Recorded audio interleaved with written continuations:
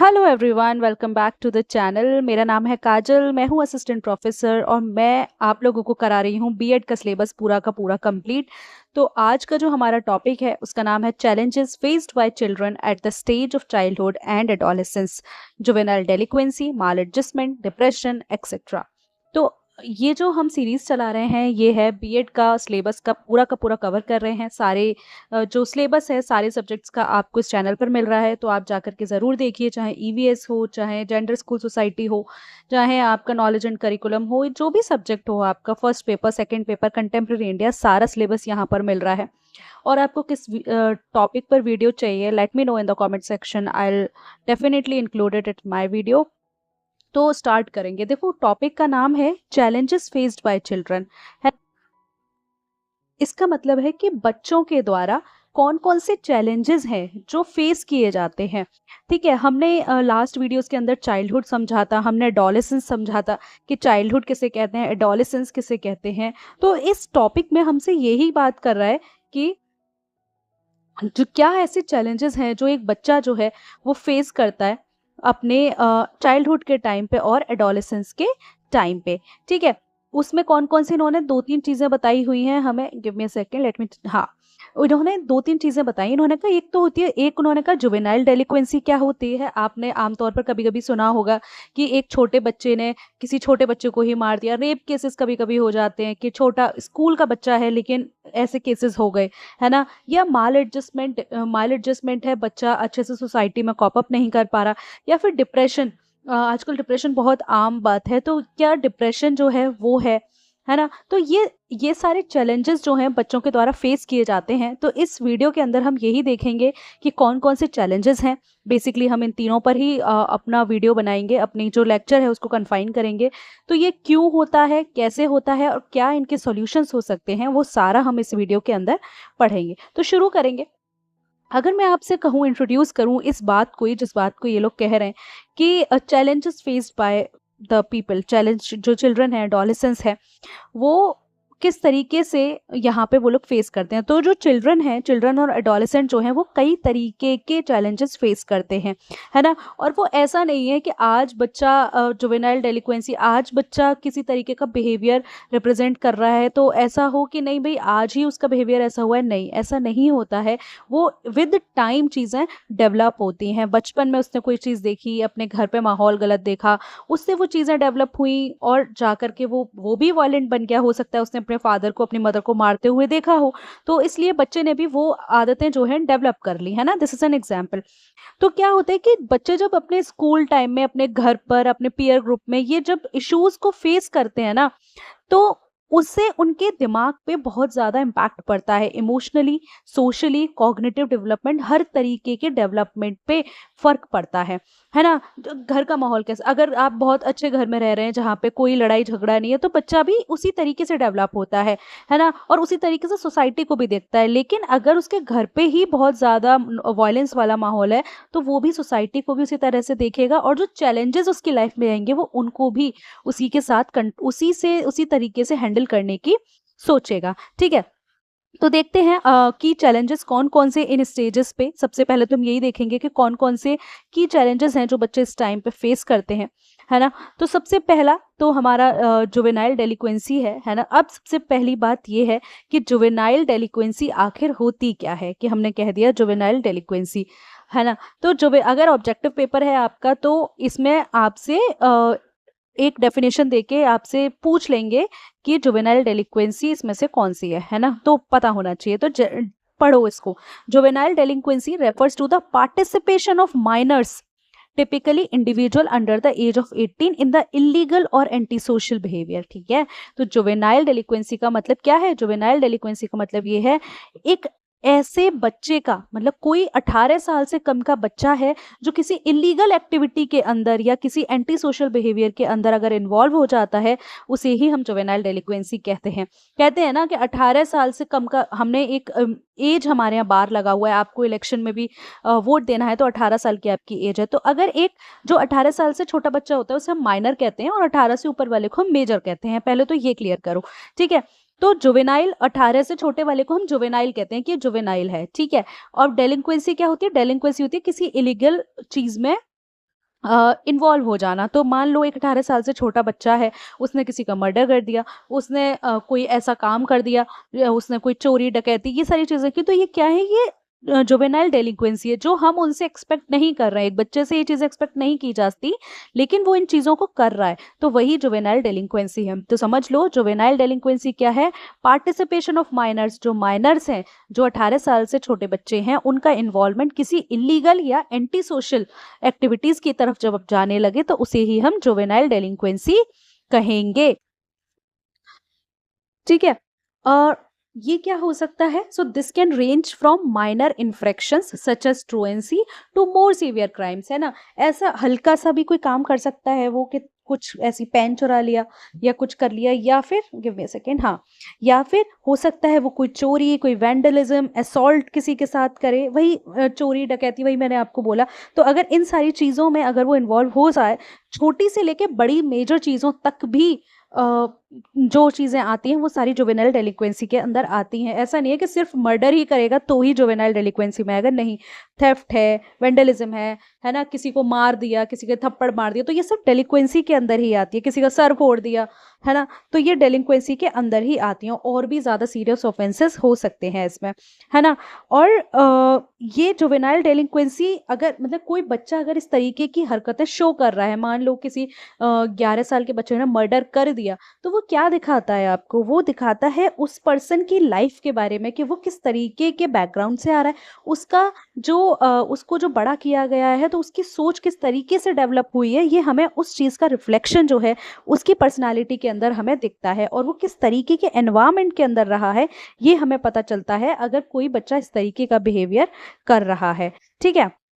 अब क्यों reasons for juvenile डेलिक्वेंसी, क्यों दिखती है हमें जुवेनाइल डेलिक्वेंसी, सबसे बड़ी बात, सबसे पहली बात यही है ना। तो सबसे पहली चीज़, फैमिली एनवायरनमेंट का सबसे बड़ा इम्पैक्ट पड़ता है। आपने पढ़ा होगा 2 फैक्टर्स होते हैं, फैमिली एनवायरनमेंट और जेनेटिक्स, है ना। तो एक फैमिली एनवायरनमेंट जो है बहुत बड़ा फैक्टर है, जिसमें पहली चीज़ आती है डिसफंक्शनल फैमिलीज, है ना।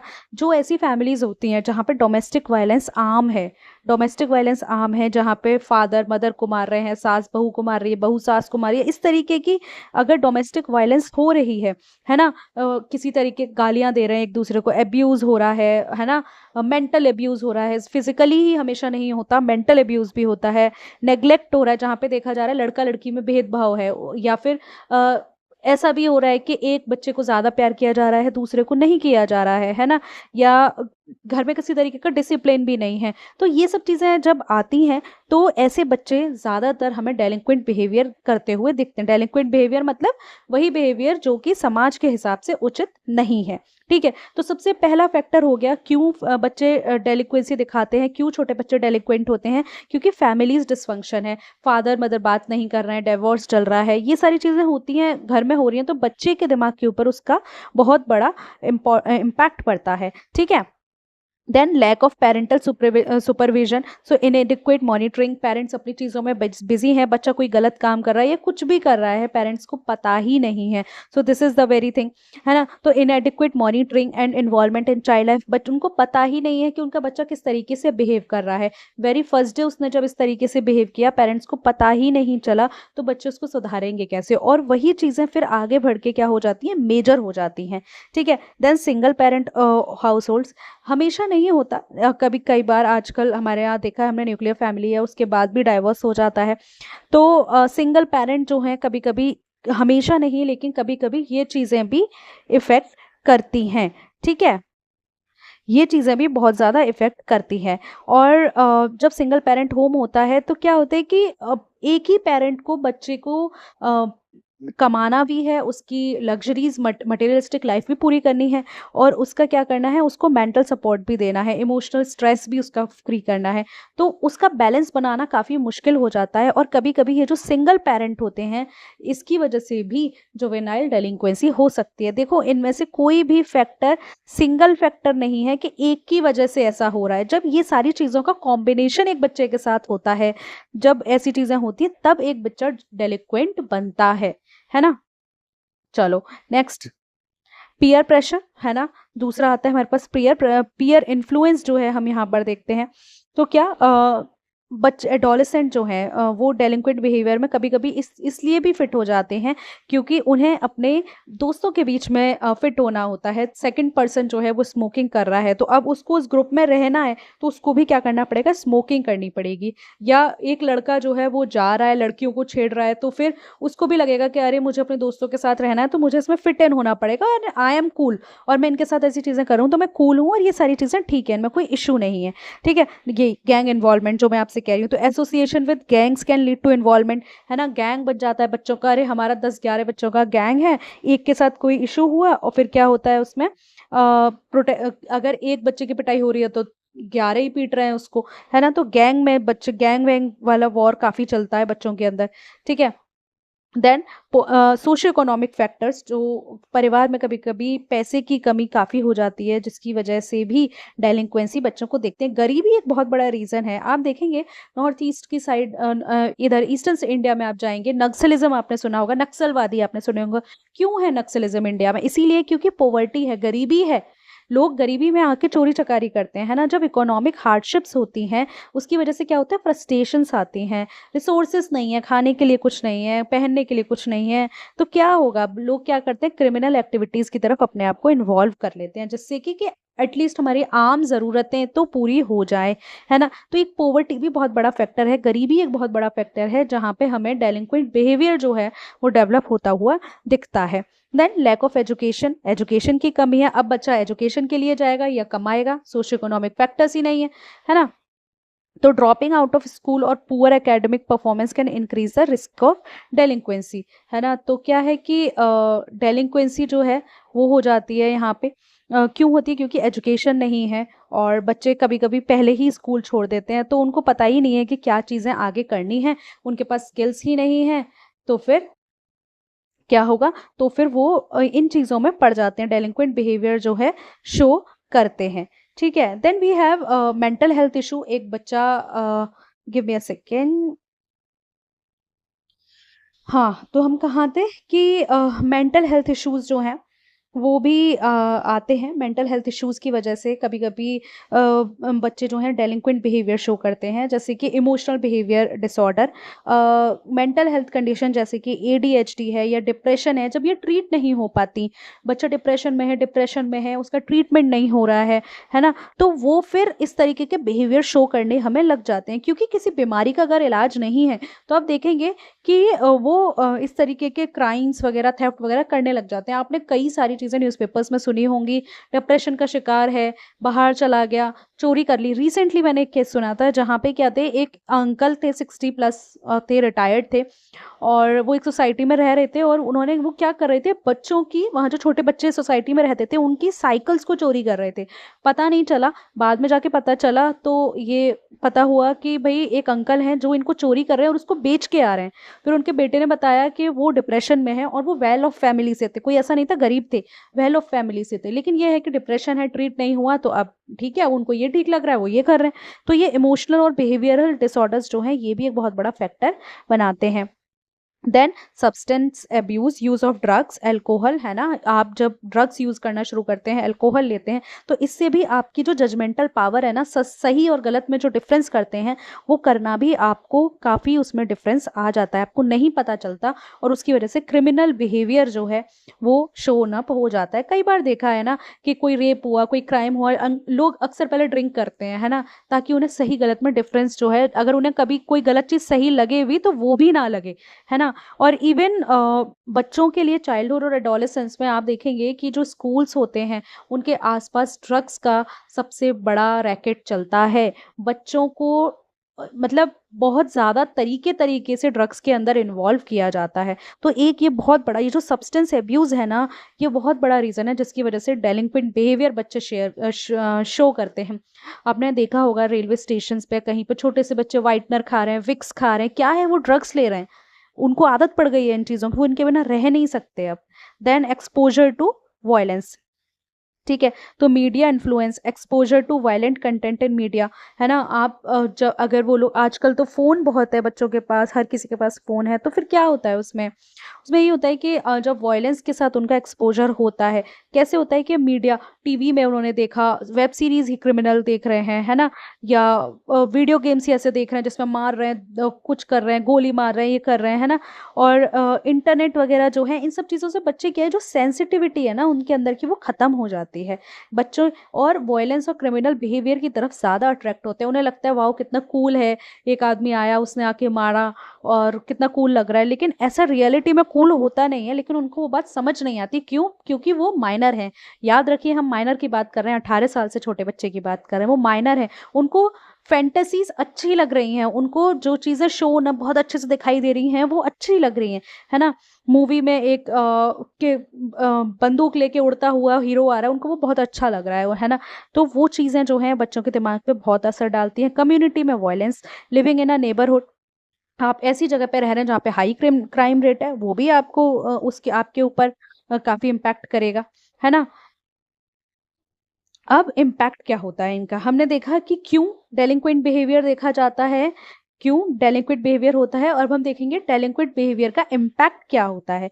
तो इंडिविजुअल के ऊपर क्या इम्पैक्ट होता है। तो सबसे पहले तो क्रिमिनल रिकॉर्ड, एक रिकॉर्ड बन जाता है क्रिमिनल रिकॉर्ड, जिसके बाद क्या होता है ना, आपने एक बार कोई क्राइम कर दिया, उसके बाद अगर आप फ्री हो गए, आप छूट गए, बेल मिल गई, आप घर आ गए, लेकिन उसके बाद अगर ऐसा होता है कि आपके आस-पास कोई क्राइम होता है, तो पुलिस सबसे पहले आपको उठाएगी, है ना? जिससे क्या, सबसे पहला रीज़न, सबसे पहली दिक्कत तो यही है। दूसरी दिक्कत ये है कि जब क्रिमिनल रिकॉर्ड हो जाता है, तो बहुत सारी अपॉर्च्युनिटीज़ ऐसी होती हैं, इवन गवर्नमेंट सेक्टर में, प्राइवेट सेक्टर में, एम्प्लॉयमेंट में, इतनी दिक्कत होती है कि गवर्नमेंट के यहाँ तो अलाउड ही नहीं है जिसका क्रिमिनल रिकॉर्ड हो, वो जाकर जॉब करे। तो सबसे पहले तो आपके फ्यूचर को ही वो रोक देता है। देन इनकार्सरेशन, जो भी टाइम है ना? जो बच्चे ने जुवेनाइल डिटेंशन, मान लो कि उसने मार दिया किसी को, तो उसे एक जुवेनाइल एरिया में रखा जाता है, प्रॉपर जेल में नहीं भेजा जाता, लेकिन जुवेनाइल एरिया में उसको भेजा जाता है ना? वहाँ पे जो भी वो टाइम स्पेंड कर रहा है, मान लो उसे 5 साल का जुवेनाइल में मिला, है ना? तो उसमें क्या होगा, एजुकेशन उसकी इंटरप्ट होगी, है ना? एजुकेशन वो जितनी करता है 5 साल की, 5 साल का एजुकेशन उसकी इंटरप्ट हो गई। देन उसका सेल्फ कॉन्फिडेंस भी जा रहा है ना? और वहाँ पे जाके वो और ज़्यादा नेगेटिव चीज़ों के अंडर एक्सपोज़र में भी आ सकता है ना? और इससे क्या होगा, उससे क्रिमिनल बिहेवियर और ज़्यादा हमें देखने को मिलेगा। देन सोशल स्टिग्मा, एक बार अगर आप जेल चले गए या एक बार आप जुवेनाइल उसमें चले गए डिटेंशन में, तो क्या होगा कि लोग इस बात को कहेंगे, अरे देखो ये तो वहाँ से आया है। घर वाले अपने बच्चों को उसके साथ भेजेंगे नहीं, है ना? तो क्या होगा, उसका सोशल स्टिग्मा हो जाएगा, सोशल एक्सक्लूजन हो जाएगा, समाज उसको अपने अंदर में इन्वॉल्व नहीं करेगा, जिससे और ज़्यादा वो बच्चा एलिनेट फील होगा, और ज़्यादा नेगेटिव चीज़ें शो करेगा, ठीक है? फैमिली स्ट्रेन, इम्पैक्ट, ये हमने देखा इंडिविजुअल के ऊपर क्या इम्पैक्ट्स पड़ेंगे, अब देखेंगे impact on family. Give me a second. हाँ, फैमिली स्ट्रेन, है ना? डेलिक्वेंट बिहेवियर से क्या होता है कि फैमिलीज़ परेशान होती हैं, बच्चे सुन नहीं रहे माँ-बाप की, तो फैमिलीज़ परेशान हैं। स्ट्रेन्ड रिलेशनशिप, घरवालों से अच्छी रिलेशनशिप नहीं होती, पेरेंट्स को गिल्ट होता है इस बात का, हमने पहले ध्यान दे दिया होता, हम पहले देख लेते, ये क्या हो गया? और भाई-बहनों में भी दुश्मनी हो जाती है, क्योंकि एक बच्चा बहुत अच्छा है, एक बच्चा बहुत बेकार है, तो उसमें भी दुश्मनी हमें देखने को मिलती है। देन इकोनॉमिक बर्डन, तो फैमिलीज़ जो हैं वो फाइनेंशियल स्ट्रेन जो है वो फेस करती हैं ड्यू टू लीगल फीस। भाई इंडिया में अगर आप लीगल फीस है बहुत ज़्यादा है, आपको बहुत पैसा देना पड़ता है, फ़ाइन है, इतना पैसा घरवाले कहाँ से भरेंगे? लॉस ऑफ इनकम है, अगर जुवेनाइल का बिहेवियर सही नहीं था, ठीक है? ये फैमिली पे स्ट्रेन हो गया। देन 3 चीज़ें पढ़नी थी ना हमें, एक जुवेनाइल डेलिंक्वेंसी, एक माल एडजस्टमेंट और एक डिप्रेशन। तो जुवेनाइल डेलिंक्वेंसी हमने पढ़ ली, माल एडजस्टमेंट पढ़ेंगे। तो माल एडजस्टमेंट क्या होता है कि माल एडजस्टमेंट का मतलब ये होता है, maladjustment refers to the individual's inability to adapt to the demands, expectations and challenge of their environment. तो माल एडजस्टमेंट से मतलब ये होता है कि जब एक बंदा जब समाज में एडजस्ट ना हो पाए, मान लो कि समाज की डिमांड है कि आपको आना, रोज शाम को आना है, एग्जाम्पल दे रही हूँ, रोज शाम को आना है, 1 घंटे बैठना है लोगों के बीच में और फिर जाना है। लेकिन एक एक दूसरा पर्सन है जो इंट्रोवर्ट है, वो 1 घंटे समाज में जाकर बैठना नहीं चाह रहा, तो उसे हम इन्होंने क्या कह दिया, माल एडजस्टेड कह दिया कि अरे ये तो आता ही नहीं है, ये सब समाज के अकॉर्डिंग नहीं चल रहा, तो दैट इज माल एडजस्टेड। मतलब जब एक individual according to societal demands ना बिहेव कर पाए, मतलब समाज क्या चाहता है ना, उसके साथ वो एडजस्ट ना कर पाए, उसे ही माल एडजस्टमेंट कहते हैं। समाज बदल रहा है, अगर मान लो कि ये जो आपका डिजिटल मीडिया है सबसे ज़्यादा चल रहा है, और अगर इसमें आप अपने आप को एडजस्ट नहीं कर पाए तो आपको माल एडजस्टेड कहा दिया जाएगा कि ये एडजस्ट नहीं हो पाना, है ना। आप जब एडजस्ट नहीं हो पाते माल एडजस्टेड हो, है ना। आप कहीं किसी के घर गए, वहां जाके आपको अच्छा नहीं लग रहा, आप एडजस्टेड नहीं हो पा रहे, माल एडजस्टेड हो। ठीक है। तो इससे क्या होगा, this can manifest in difficulties. और क्या होगा जब आप माल एडजस्टमेंट में जाएंगे, तो आपको पर्सनल, सोशल और एकेडमिक फंक्शनिंग पे बहुत ज़्यादा दिक्कत होगी, हर तरीके से आपको उसमें दिक्कत देखने को मिलेगी। तो अ माल एडजस्टेड पर्सन में struggle with forming healthy relationships, है ना। एक माल एडजस्टेड पर्सन है, अब वो समाज में जा नहीं रहा, समाज के अकॉर्डिंग काम नहीं कर रहा, तो लोग उससे क्या है, रिलेशनशिप्स नहीं बनाएंगे, इमोशनल स्टेबिलिटी नहीं मिलेगी, है ना। और वो अपने स्कूल में भी अच्छे से परफॉर्म नहीं कर पाएगा, क्योंकि बच्चे उससे अच्छे से बात नहीं कर रहे, है ना। तो maladjustment is often associated with psychological distress and can lead to a range of behavior and emotional problems। तो maladjustment जो है उसकी वजह से काफ़ी सारा psychological distress भी बच्चों के अंदर हमें देखने को मिलता है, और उसकी वजह से emotional और behavioral problems होती हैं। ठीक है। अब causes क्या है भाई, क्यों होते हैं, causes of maladjustment क्या है। तो सबसे पहला तो फैक्टर यही है, maladjustment का भी यही फैक्टर है कि डिसफंक्शनल फैमिली डायनामिक्स अगर सही नहीं है ना, तो आप कुछ नहीं कर सकते। आपको जुवेनाइल डेलिंक्वेंसी भी देखने को मिलेगी, माल एडजस्टमेंट भी, डिप्रेशन भी। ठीक है। तो अगर आप मान लो कि डिसफंक्शनल फैमिली डायनामिक्स में जहाँ पे फैमिली के अंदर लड़ाई झगड़े हो रहे हैं, कोई एक दूसरे से बात नहीं कर रहा, अनहेल्दी रिलेशनशिप्स हैं, तो वहाँ पे माल एडजस्टेड बच्चे हमें आपको देखने को मिलेंगे। पेरेंटल नेग्लेक्ट या ओवर प्रोटेक्शन, है ना। या तो पेरेंट्स ने बच्चों को बिल्कुल ही नेग्लेक्ट कर दिया, उसकी तरफ ध्यान नहीं दिया, या फिर ओवर प्रोटेक्टिव चाइल्ड पेरेंट्स हैं कि बच्चे को डेवलप ही नहीं होने दे रहे हैं। हर बच्चा कहीं भी जा रहा है, उसको साथ ले जाना है, उसके सारे काम खुद करना है, कपड़े पहनाना है, 10 साल का हो गया तब भी। तो वो क्या है, ओवर प्रोटेक्शन जो है वो भी माल एडजस्टेड चाइल्ड को प्रिपेयर कर देती है। क्यों? क्योंकि आपने उसके अंदर वो एबिलिटीज डेवलप ही नहीं होने दी जो उसको ज़रूरत थी। ठीक है। डाइवोर्स या सेपरेशन, जब फैमिली एक ब्रेकडाउन होती है तो उससे इमोशनल और लेवल पे बच्चे को बहुत ज़्यादा फ़र्क पड़ता है। ठीक है। Then give me a second, हम क्या, हाँ, का तो सबसे पहला कॉज़ क्या हो गया, family factors. Then second factor हो गया आपका एजुकेशनल फैक्टर। ठीक है। एजुकेशनल क्या, एकेडमिक फेलियर। अगर बार-बार बच्चे को, मान लो कोई मैथ्स में वीक है और बार-बार वो मैथ्स में फेल हो रहा है, तो क्या होगा, फ्रस्ट्रेशन होगा, लो सेल्फ एस्टीम होगी, और उसे लगेगा मैं तो किसी काम का ही नहीं हूँ। तो एजुकेशनल फैक्टर्स जो हैं वो भी एक बच्चे को माल एडजस्टमेंट की तरफ क्या करते हैं, फोर्स करते हैं। ठीक है। देन लर्निंग डिसेबिलिटीज़, जब आपकी कुछ लर्निंग डिसेबिलिटीज़ हैं, आप किसी चीज़ को पढ़ नहीं पा रहे, उसके लिए आपको सपोर्ट नहीं मिल रहा है ना? एजुकेशन की जो डिमांड है, कंप्यूटर सीखना है, कोडिंग सीखनी है, लेकिन आपको कोडिंग नहीं आ पा रही है, तो ये चीज़ें भी एक माल एडजस्टेड चाइल्ड की तरफ आपको इन्फ्लुएंस करती हैं। Then mental health issue, conditions जैसे कि एंजाइटी है, डिप्रेशन है, ऐसी जब चीज़ें होती हैं तो बच्चे एडजस्ट नहीं कर पाते। Then personality disorder, personality traits जैसे कि कोई एक्सट्रीमली इंट्रोवर्टेड, अब स्कूल में है, एक्सट्रीमली इंट्रोवर्टेड है, उसे क्या परेशानी हो रही है, क्या समझ नहीं आ रहा, वो ये बातें बता नहीं पाता, और इसकी वजह से क्या होता है, इशू होता है वहाँ पे, है ना। एग्रेशन है या इम्पल्सिविटी है, इसकी वजह से, ठीक है, तो वो वहाँ पे कुछ बता नहीं पा रहा, तो क्या है, माल एडजस्टेड हो गया। या एग्रेशन है, गुस्सा आ गया, बहुत ज़्यादा गुस्सा आ गया, जबकि गुस्सा होने की इतनी बात नहीं है, वो भी माल एडजस्टेड है। या कोई इम्पल्सिव बिहेवियर वो शो कर रहा है, तो भी क्या है, वो उसमें भी उसको दिक्कत होगी। Then we have psychological factor, अच्छा psychological, yes we have, I think we are done right, psychological factors. Then we have environmental factors, maladjusted child क्यों होता है, एनवायरमेंटल फैक्टर्स होते हैं। ट्रॉमा एक्सपीरियंसेस, अगर फिजिकल, इमोशनल, सेक्सुअल किसी भी तरीके का एब्यूज उसके साथ हो रहा है, कैन सीवियरली इम्पैक्ट इंडिविजुअल की एबिलिटी। अगर उसके साथ किसी भी तरीके का, कई बार हमने देखा है बच्चों के साथ बचपन में बहुत ज़्यादा ट्रॉमा से जब वो निकलते हैं, तो फिर ना उनको नॉर्मल लाइफ में एडजस्ट करने में बहुत दिक्कत होती है। Then poverty and economic hardships, financial stability, instability जो है उसकी वजह से भी बहुत स्ट्रेस जो है हो जाता है, जिसकी वजह से लिमिट जब फाइनेंशियल इनस्टेबिलिटी है तो उसकी वजह से स्ट्रेस हो रहा है, रिसोर्सेज नहीं मिल पा रही हैं, और बच्चा अल्टीमेटली क्या, एडजस्ट नहीं कर पाता। देन वी आर फिजिकली, अगर कोई फिजिकली ही ठीक नहीं है तो भाई वो एडजस्ट हो ही नहीं सकता। क्रॉनिक इलनेस है ना।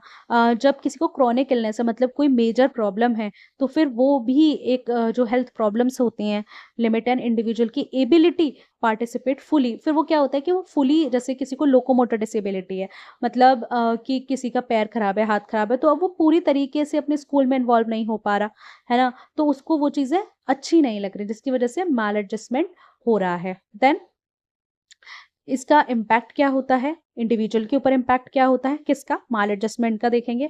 माल एडजस्टमेंट का इंडिविजुअल के ऊपर इम्पैक्ट क्या होता है, इमोशनल डिस्ट्रेस देखने को मिलता है हमें, है ना। जब इंडिविजुअल के ऊपर माल एडजस्टेड होता है तो उसे इमोशनली वो काफ़ी अपने आप को लो फील करता है, क्रॉनिक एंजाइटी होती है, डिप्रेशन होता है, लो सेल्फ स्टीम होता है।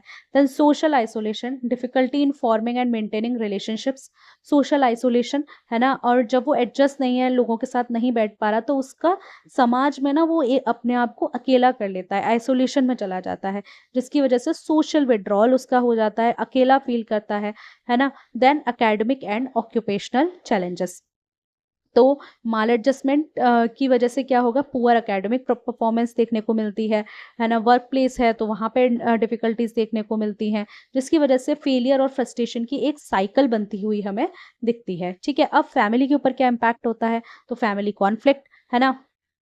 सिबलिंग्स जो हैं वो स्ट्रगल करते हैं उसके साथ बात करने में। इमोशनल टॉल, फैमिलीज़ को बहुत ज़्यादा इमोशनल स्ट्रेन होता है कि वो कोशिश करते हैं कि माल एडजस्टेड इंडिविजुअल से बात करें, लेकिन लेकिन वो फिर भी नहीं उसके साथ एडजस्ट कर पाते। ठीक है? Then the third one and the last one is depression. तो डिप्रेशन क्या है, depression is a common but serious mood disorder. Depression common है, आजकल बहुत कॉमन है डिप्रेशन, आप सबने सुना होगा, लेकिन क्या है, डिसऑर्डर है, सीरियस है, कोई इजी चीज नहीं है। डिप्रेशन में आके आदमी बहुत कुछ कर लेता है ना। जहाँ पे परसिस्टेंट फीलिंग, आप अपने आप को सैड फील करते हो, होपलेस लगता है, आपको लगता है कोई रास्ता ही नहीं है, और किसी भी चीज़ में इंटरेस्ट नहीं आता, किसी भी चीज़ में एक्ट बिल्कुल भी आपको खुशी नहीं होती, वही डिप्रेशन होता है। तो डिप्रेशन क्या है, मूड का डिसऑर्डर है, एक सीरियस डिसऑर्डर है, जहाँ पर आपको बार सैडनेस फील होती है, होपलेसनेस फील होती है, और आपको लगता है कोई रास्ता नहीं है, आपको किसी चीज़ में इंटरेस्ट नहीं आ रहा, वही डिप्रेशन होता है।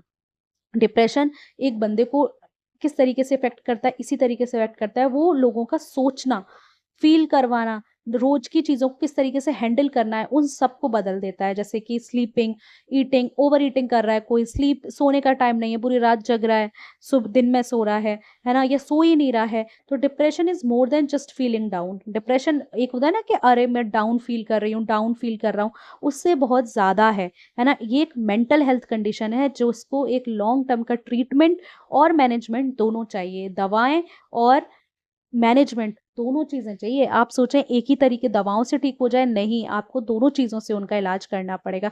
सो depression is not a one day phenomena, it is a long term phenomena.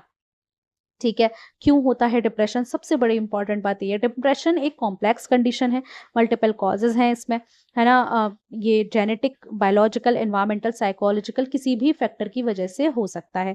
तो बायोलॉजिकल फैक्टर्स क्या होते हैं, बायोलॉजिकल कॉजेज़ क्या होते हैं? जैसे कि जेनेटिक्स, फैमिली में हो सकता है हिस्ट्री हो डिप्रेशन की, जिसकी वजह से लाइक्लीहुड, ज़रूरी नहीं है कि डिप्रेशन फैमिली में है तो बच्चों को होगा ही नहीं। फैमिली हिस्ट्री है अगर डिप्रेशन की, तो हो सकता है कि कहीं न कहीं उसका असर आ जाए। देन ब्रेन केमिस्ट्री, इम्बैलेंसेस, जब जो ब्रेन में न्यूरोट्रांसमिटर्स होते हैं, जब उसमें इम्बैलेंसेस हो जाए, जैसे कि सेरोटोनिन, डोपामाइन, न्यूरोफेरेनाइन, जब ये तीनों जो होते हैं ना, ये मूड रेगुलेशन में बहुत काम करते हैं, और ये डिप्रेशन में बहुत ज़्यादा कंट्रीब्यूट भी करेंगे। ठीक है, हार्मोनल चेंजेस, जब बॉडी के अंदर हार्मोन्स का बदलाव होता है, तब भी डिप्रेशन में चले जाते हैं। जैसे कि थायराइड को लेकर इश्यू है किसी के साथ, प्रेगनेंसी में टाइप डिप्रेशन में जाते हैं, postpartum periods, menopause, menstrual cycle, है ना? जब किसी की मेंस्ट्रुअल साइकिल आती है तो ऐसा होता है कि आप अच्छा फ़ील नहीं कर रहे। तो हार्मोनल चेंजेस की वजह से भी डिप्रेशन हो सकता है। Then its psychological causes, personality traits, है ना, तो individuals with certain personality traits, कुछ इंडिविजुअल्स हैं जिनका लो सेल्फ एस्टीम है, बहुत कम लो फील कर रहे हैं, पेसिमिस्ट हैं और ओवरली सेल्फ क्रिटिकल हैं, वो भी ज़्यादा से ज़्यादा, वो भी ज़्यादा डिप्रेशन की तरफ अपने आप को ढकेलते हैं। देन ट्रॉमा स्ट्रेस, कोई भी एक लाइफ इवेंट ऐसा हो गया जैसे किसी लव्ड वन का लॉस हो गया तो वो डिप्रेशन में चला जाता है, या बचपन में उसने कोई अब्यूज़ देख लिया, या बीच में भी कोई अब्यूज़ देख लिया, और या फिर कोई क्रॉनिक स्ट्रेस है, उसने सोचा था मुझे ये एग्ज़ाम निकालना है, नहीं निकल पाया और उसने अपने आप को कहीं और देखा था लेकिन नहीं हो पाया, तो फिर उसकी वजह से भी बच्चे डिप्रेशन में आ जाते हैं। देख चाइल्डहुड ट्रॉमा होगा, है ना, चाइल्डहुड ट्रॉमा का भी बहुत ज़्यादा लॉन्ग लास्टिंग इफेक्ट हमें देखने को मिलता है मेंटल हेल्थ के ऊपर। देन नेगेटिव थिंकिंग पैटर्न्स, बार-बार नेगेटिव थॉट्स आना जैसे कि वर्थलेसनेस, एक्सेसिव गिल्ट या hopelessness can contribute to and sustain depression. ठीक है। Then environmental causes, life events जैसे कि फाइनेंशियल डिफिकल्टीज हो गई, अनएम्प्लॉयमेंट है, डाइवोर्स है, इसकी वजह से भी लोग चले जाते हैं डिप्रेशन के अंदर। सोशल आइसोलेशन, समाज में उसको आइसोलेट कर दिया, अकेला रहता है बंदा, है ना, तो सोशल सपोर्ट नहीं है उसको, तो फिर वो भी डिप्रेशन में जाता है। आजकल डिप्रेशन है भी इसीलिए क्योंकि न्यूक्लियर फैमिलीज हैं, फ्लैट सिस्टम है, जहाँ पे लोग अकेले अकेले रहते हैं, किसी को किसी से मतलब नहीं है, इसी वजह से हमें आइसोलेशन देखने को मिलता है और इसी वजह से डिप्रेशन भी होता है। देन सब्सटेंस एब्यूज, ठीक है, ये भी क्योंकि अल्कोहल और ड्रग जो हैं वो भी काफ़ी ज़्यादा कंट्रीब्यूट करते हैं on the onset of depression. Then we have medical conditions, yes, chronic illness होती हैं जैसे कि कैंसर हो गया, हार्ट डिजीज हो गया, जब बहुत ज़्यादा मेजर बीमारी आ जाती है ना तो लोग अपने जीने की इच्छा छोड़ देते हैं और इसी वजह से डिप्रेशन भी हमें वहाँ पे देखने को मिलता है। देन मेडिकेशंस, कुछ मेडिकेशंस होते हैं जैसे कि ब्लड प्रेशर हो गया, हॉर्मोन्स के लिए आप दवा खाते हैं, तो ये सब क्या है, डिप्रेशन की तरफ आपको फोर्स करती हैं। देन जेनेटिक और हेरिडिटरी फैक्टर्स, तो अगर फैमिली हिस्ट्री है ना, तो उसकी वजह से डिप्रेशन का भी एक वहाँ पे रोल हो सकता है, ठीक है? चलो अब आते हैं इम्पैक्ट के ऊपर, इसका इम्पैक्ट क्या होगा? इंडिविजुअल के इम्पैक्ट क्या होगा? इंडिविजुअल के ऊपर chronic sadness and hopelessness, persistent feeling of sadness, बार-बार क्या होगा जब कोई डिप्रेशन में होगा तो उसे सैड ही फील होगा, उसे कोई रास्ता नहीं दिखेगा, है ना? वो अपनी लाइफ को एन्जॉय नहीं करेगा, डेली एक्टिविटीज़ जो कर रहा है उसमें खुशियाँ नहीं मिलेंगी उसको। फिजिकल हेल्थ डिक्लाइन, डिप्रेशन की वजह से कई बहुत सारे फिजिकल हेल्थ इश्यूज़ हो जाते हैं जैसे कि क्रॉनिक पेन, फटीग, है ना, डिस्टर्बेंसेस, और इम्यून सिस्टम जो है काफ़ी वीक भी हो जाता है। सुसाइड रिस्क, सबसे बड़ा रिस्क यही है, जब ज़्यादा सीवियर डिप्रेशन हो जाता है तो सिग्निफिकेंटली वहाँ पे सुसाइडल थॉट्स जो हैं वो लोगों को आना लग जाता है। देन फैमिली के ऊपर इसका क्या इफ़ेक्ट होता है? है ना? इमोशनल और फाइनेंशियल स्ट्रेन हमें यहाँ देखने को मिलता है। जो फैमिलीज़ होती हैं इंडिविजुअल की विद डिप्रेशन, उनके ऊपर काफ़ी ज़्यादा इम्पैक्ट पड़ता है, फाइनेंशियल बर्डन मिलता है क्योंकि इसका जो वो है ना, ट्रीटमेंट काफ़ी ज़्यादा एक्सपेंसिव है। देन फैमिली डायनामिक्स में डिस्रप्शन होता है, लड़ाई झगड़े ये सारी चीज़ें देखने को मिलती हैं, स्ट्रेन्ड रिलेशनशिप्स काफ़ी हो जाती हैं, ठीक है? देन आगे इसका सॉल्यूशन क्या है? सॉल्यूशन इसका यही है कि हम प्रिवेंशन प्रोग्राम्स चलाएँ, इंटरवेंशन स्ट्रैटेजीज़ जैसे कि जुवेनाइल जस्टिस रिफॉर्म जैसी चीज़ों को चलाया जाए, सपोर्ट सर्विसेज़ चलाई जाएँ, ठीक है? तो कंक्लूड करूँ अगर मैं अपने इस लेसन को, अपने इस लेक्चर को, तो इम्पैक्ट जो है जुवेनाइल डेलिंक्वेंसी का, माल एडजस्टमेंट का, डिप्रेशन का, ये बहुत फार रीचिंग है, affecting not only the individual लेकिन फैमिलीज़ और सोसाइटी सबको इम्पैक्ट करता है। अगर हम इन इश्यूज़ को एड्रेस कर लेते हैं, कॉम्प्रिहेंसिव अप्रोच हमें उसके लिए लानी पड़ेगी, जिसकी वजह से प्रिवेंशन, अर्ली इंटरवेंशन, आप प्रिवेंशन करें, आप पहले ही इन चीज़ों के लिए इंटरवेंशन करें और जो ऑनगोइंग सपोर्ट है ना, कि ये जो नेगेटिव आउटकम्स वाली जो साइकिल है, इसको हमें ब्रोक करना पड़ेगा और एक हेल्दी डेवलपमेंट की तरफ हमें आगे बढ़ना पड़ेगा, ठीक है? तो यही था हमारे इस लेसन में। मैंने बहुत कोशिश की इसे छोटा रखूँ, वैसे मैं अपने चैनल पर छोटे वीडियोज़ ही बनाती हूँ, बड़े नहीं बनाती, काम की कम बात करते हैं हम, है ना? तो आई होप आपको वीडियो अच्छा लगा होगा, है ना? कोई भी डाउट है तो उसको लिख दो कमेंट सेक्शन में, मैं उसे सॉल्व कर दूँगी, ठीक है? वीडियोज़ कैसे लग रहे हैं ज़रूर कमेंट सेक्शन में लिखकर बताना मुझे, है ना? मिलते हैं फिर नेक्स्ट वीडियोज़ के अंदर। Thank you so much.